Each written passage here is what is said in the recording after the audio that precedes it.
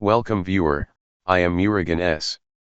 This video tutorial describes how to delete Windows Update files and free up space on Windows 11 PC or laptop. Open File Explorer, this PC, C drive.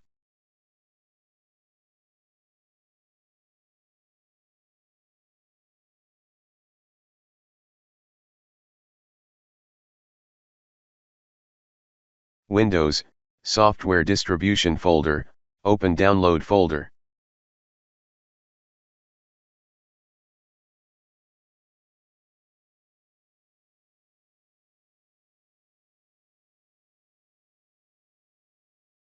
Delete all files and folders.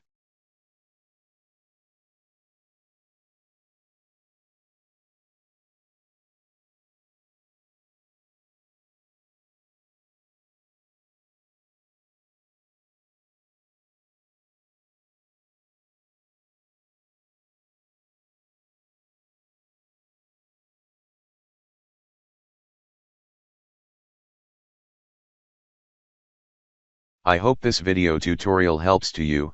Please like, share and don't forget to subscribe my channel. Thank you very much. See you next video.